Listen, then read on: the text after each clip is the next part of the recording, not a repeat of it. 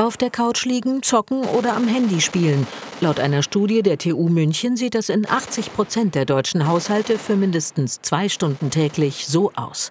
Viele Kinder bewegen sich dadurch viel zu wenig.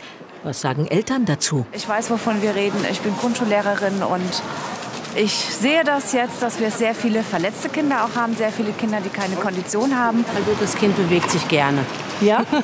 Immer mal mit so ein bisschen Anstups, aber weil wir einen Hund haben und von daher ist es eigentlich ein leichtes. Wir sind sehr oft draußen, am Spielplatz, so spazieren. Es wird einfach zu wenig angeboten für die Kinder leider. Wir sind trotzdem auf der Suche, irgendwas zu finden, was auch sie von der Couch runterkriegt sozusagen. Ja.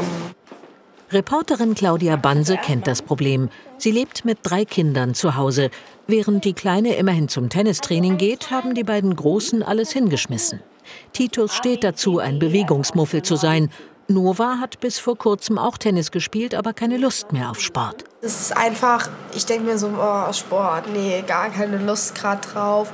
In der Schule macht es Spaß, aber ich weiß nicht, ich habe auch keine Lust dorthin zu laufen zum Beispiel. Das macht eigentlich keiner, den ich kenne, irgendeinen Sport. Für Claudia, die selbst als Kind viel Sport gemacht hat und sich heute noch regelmäßig bewegt, ist das ein Albtraum. Sport ist ja nicht nur wichtig für den Körperbau. Also für mich als Kind, als Jugendliche war das unheimlich wichtig, Stress abzubauen, den Kopf frei zu bekommen. Ich hatte richtig tolle Sozialkontakte und hatte Spaß mit anderen. Und ich finde es erschreckend, dass das heutzutage irgendwie gar nicht mehr möglich ist. Für Claudia ist es schwer, die Kinder zu motivieren. Hühnchen, dein Hotdog. Hast du dir heute gewünscht? Bitte schön. Wie sieht's aus? Ich möchte gleich eine Runde spazieren gehen mit den Hunden. Wer kommt mit? Ich nicht. Nee, gar keinen. Außerdem habe ich keine Zeit. Ich muss noch meinen Hotdog essen und meine Hausaufgaben machen. Also ich habe auch eigentlich, ehrlich gesagt, keine andere Antwort erwartet. Das, was Claudia zu Hause erlebt, ist kein Einzelfall. Zum 2. Mal haben Forscher in 57 Ländern untersucht, wie sich Kinder und Jugendliche bewegen. Yolanda Demetriou von der TU München hat die deutsche Studie geleitet. Das Ergebnis niederschmetternd. Kinder und Jugendliche sollen sich mindestens 60 Minuten am Tag bewegen, aber das schaffen nur 30-40%. Die Anzahl an übergewichtigen Kindern steigt. Die gravierenden Konsequenzen sehen wir im Erwachsenenalter. Also die Kinder kommen noch halbwegs gut zurecht, aber später werden es dann wirklich massive Probleme. Diabetes wird die Nummer 1 Erkrankung sein in den kommenden Jahren. Und wir müssen wissen, körperliche Inaktivität ist der 5. größte Risikofaktor für frühzeitigen Tod. Aber was muss sich ändern? Wir brauchen viele Menschen und insbesondere eine starke Politik, die sich für dieses Thema engagiert. Aber wir brauchen Rahmenbedingungen an der Schule, die es den Lehrkräften auch ermöglichen, diese Zeit in Anspruch zu nehmen und hier einen qualitativ hochwertigen Sportunterricht auf der einen Seite durchzuführen, aber auch auf der anderen Seite, wir brauchen Rahmenkonzepte für Schulen, die insgesamt zu bewegungsfreundlichen Schulen führen. Wir haben einen Körper, der bewegt werden muss, um gesund zu bleiben, so die Professorin. Auch Grundschullehrerin Anja Holdefehr von der Bürgermeister-Klingler-Schule in Mörfelden sagt, die Kinder kommen immer weniger raus.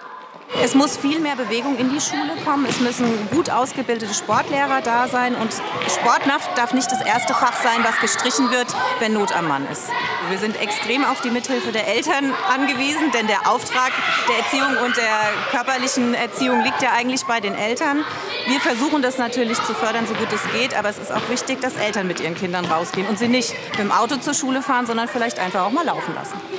Doch neben der Verantwortung der Eltern gehört mehr Bewegung für Kinder und Jugendliche nicht auch zur Fürsorgepflicht des Staates, wie Yolanda Demetriou sagt? Claudia fragt das hessische Kultusministerium an. Sie antworten: Die Förderung von Bewegung, Wahrnehmung und Gesundheit gehört zum grundlegenden Bildungsauftrag der Schulen und ist dem Land Hessen ein wichtiges Anliegen. Wie in allen anderen Bereichen des Lebens kann Bildung aber letztlich nur gelingen, wenn sie als gesamtgesellschaftliche Aufgabe im Zusammenspiel mit den Elternhäusern, Vereinen, Schulträgern, Kommunen und der Öffentlichkeit aufgefasst wird. Fakt ist also, das Zusammenspiel muss klappen und die Eltern sind gefragt. Claudia hat ihren Weg gefunden und mit den Kids einen Deal gemacht. Wer sich täglich bewegt, der verdient sich auch Zeiten an Tablet und Spielekonsole. Win-Win-Situation. So kommt jeder auf seine Kosten. Ja, das ist eine Möglichkeit. Aber Professor Yolanda Demetriou, die wir gerade im Beitrag auch gesehen haben, hat bestimmt noch mehr Tipps für uns. Schönen guten Abend. Hallo. Guten Abend. Sie sind die Leiterin der deutschen Studie zum Bewegungsmangel. Nochmal aus Ihrer Sicht. Warum ist es so wichtig, warum sollten Eltern dranbleiben, dass sich die Kids bewegen? Es gibt zwei Gründe dafür. Der eine Grund ist die Gesundheit der Kinder und der Jugendlichen. Und der zweite Grund ist die Förderung ihrer Persönlichkeit.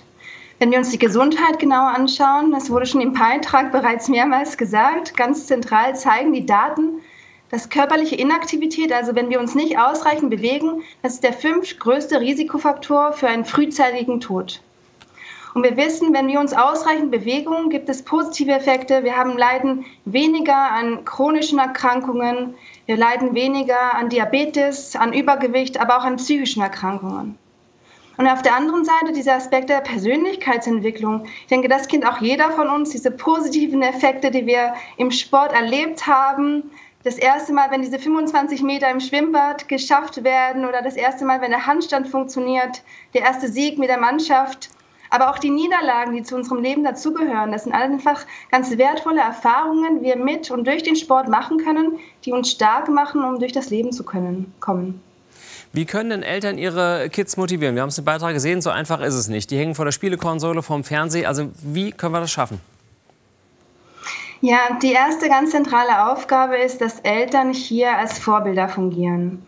Wir wissen aus unseren Studien, dass wenn Eltern regelmäßig aktiv sind, dann ist die Wahrscheinlichkeit auch höher, dass ihre Kinder das tun. Und das hat einen ganzen Rattenschwanz mit sich. Also wenn Kinder und Jugendliche aktiv sind, dann ist die Wahrscheinlichkeit auch höher, dass sie das auch in den Erwachsenenalter tun. Also Eltern haben hier eine ganz zentrale Funktion.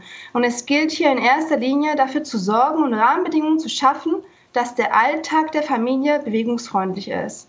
Die Lehrerin hat schon bereits betont, ein zentraler Aspekt, und auf den ich auch gerne immer wieder eingehe, sind die Wege. Also die Frage, wie komme ich von A nach B? Wie komme ich zur Schule? Wie gehe ich zu meinen Freundinnen? Wie gehe ich einkaufen? Und da ist es eben ganz zentral, dass wir die Chancen nutzen, auch um uns hier zu bewegen. Wir wissen, dass die meisten Wege, die in Deutschland durchlaufen werden, geringer sind als 5 Kilometer. Und das können eine Mehrheit in Deutschland an Menschen schaffen das, entweder zu Fuß oder mit dem Fahrrad.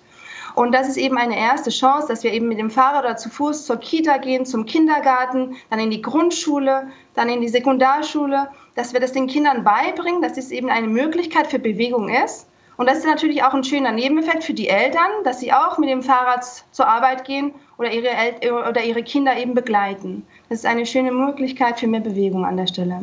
Stimmt, die Eltern sollten natürlich sich auch ordentlich bewegen. Aber wie finde ich jetzt eine passende Sportart auch? Also gibt es da irgendwie einen Tipp von Ihnen, wo Sie sagen, orientieren sich danach und dann klappt das auch? Dann hat das Kind Spaß an irgendeiner Sportart? Es gibt nicht diese eine Sportart. Das fragen immer wieder Eltern, welche ist die beste Sportart? Wie kann ich mein Kind am besten fördern? Und diese Sportart gibt es nicht. Es gibt sehr viele unterschiedliche Sportarten. Und es ist hier ganz zentral, in Verbindung mit seinem Kind zu bleiben und gemeinsam zu schauen, wo liegen die Stärken meines Kindes, wo sind seine Interessen und was passt zu meinem Kind. Und das kann ich nur herausfinden, indem ich mit meinem Kind spreche und indem ich Dinge ausprobiere. Also es gibt hier ein tolles Angebot in Deutschland an Sportvereinen, an Schnupperangeboten, und es gilt hier, diese Angebote wahrzunehmen. Man darf schnuppern, man darf aber auch wieder gehen, wenn es einem nicht gefällt, und diese Möglichkeit muss man seinem Kind auch geben. Und wichtig ist auch für die Eltern zu berücksichtigen, dass ihre Sportart, also ihre Leidenschaft oder ihre Lieblingssportart, nicht zwangsläufig auch die Lieblingssportart ihres Kindes ist. Also ab sofort nehmen wir uns alle vor, 60 Minuten Bewegung pro Tag. Und den Kids suchen wir am besten dann doch eine Sportart, die ihnen aber einfach auch Spaß macht. Denn dann bleiben sie, glaube ich, auch am längsten mit dran. Und Sie haben es am Anfang auch schon gesagt, dann wird auch die psychische Gesundheit der Kinder gestärkt. Dankeschön für Ihre Zeit heute Abend. Vielen Dank fürs Gespräch. Sehr gerne.